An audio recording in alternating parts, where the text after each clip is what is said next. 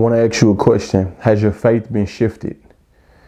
In this season right now, what does your identity lie? Because the truth of the matter is your identity is your God. Whatever you put your identity in, whatever you put all your faith in, whatever you're putting all your hope in, that's your God. And a lot of us are living in a place where our fears are identity. Our worries are identity. Our job, our relationships, some of the music we listen to or the hobbies that we're doing, those things have become our identity. And the problem with those things being your identity is that when it runs out, when it gets tired, when it's not working anymore, you feel empty. You feel like that something has to come rescue you. And that is because when you put your identity in anything other than Christ, anything other than God, when your life is rooted in anything other than Christ, you're going to feel empty. You see, we try to put our identity in the things that we love, the things that we want, but those things are not going to last. I want to encourage you to put your identity into something that's going to last. I want to encourage you to put your life, your purpose, your goal, your heart into something that's going to last. Because when you have your identity in so many different things that are not going to last, things that are going to leave you empty, things that you're going to have to constantly keep pushing and egging, things that you're going to have to constantly keep telling yourself is worth it, but it's not worth it. And that's why so many people end up lost, because we think that, oh, if I am this person or if I do this thing that is going to make me happy, it's going to fulfill me. But I'm here to tell you today that it's not. Your life has to be centered around God. Your identity has to be centered around Christ. What that means, whatever you're going through in this world, whatever you're facing, you always run back to His word. You always run back to Him. You always fall on your knees and go back to Him in prayer. But you see, a lot of times we put our identity in these other things, and when they don't work out, we don't know what to do. We feel lost. Let me give you an example. For a long time in my life, my identity was football. I thought football was my way. I thought football was everything. I thought football was going to be the greatest thing in my life. And at some time it was. It helped me do a lot of things. It taught me discipline. It helped me get a scholarship to college. It helped me become a better man. It helped me learn how to work hard. It helped me be in shape. All those things. But when football ran out, what was my identity? You see, that's the problem. We don't think about these things are going to run out. Everything in this life will pass, including me and you. So when those things run out, where did my identity go? So now I went through this season where I don't have football anymore. So now I got to ask myself who I was going to be or what did I want for my life? And you could put your identity in other things and other goals and other dreams, maybe a relationship. But those things don't last either. They come and they pass. But the one thing that I found my identity in that lasted, the one thing that always gave me hope, the one thing that I could rest on, the one thing I could always run to was my relationship with Jesus Christ. I had to become rooted in my relationship with Jesus. I had to become rooted in the words of God. I had to come rooted in everything that God says about me and who I am. You see, God tells you that you're His child. When you accept Christ, God tells you that there's no condemnation for His children. God tells you that you have to produce righteous fruits and love on people and live the right way. You see, God tells you that this world will come to pass, that the money, the riches, the house, the fame, the cars, all that will come to pass. But you have to stay centered in me because my words will last forever.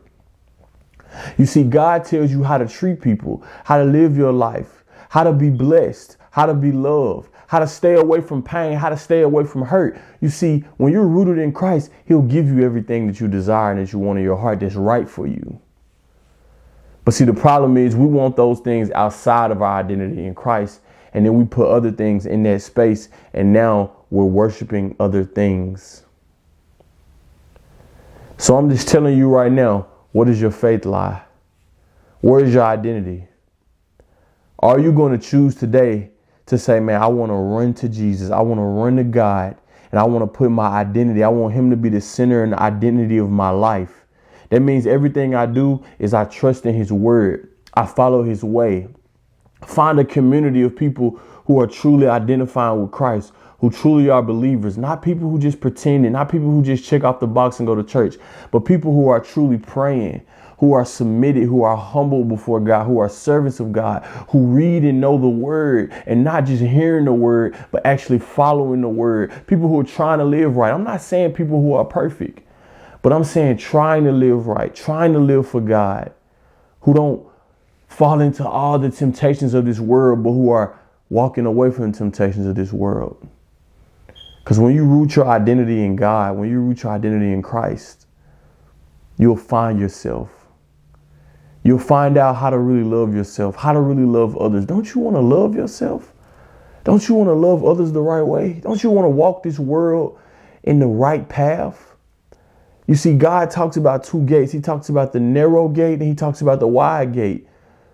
If your identity is rooted into something in this world, you're walking the wide gate. And he talks about the wide gate is so wide and everybody can go through this gate and everybody wants to go through this gate because it looks so wide. But he says the narrow gate is hard. The narrow gate is slim. The narrow gate, only a few go through that gate.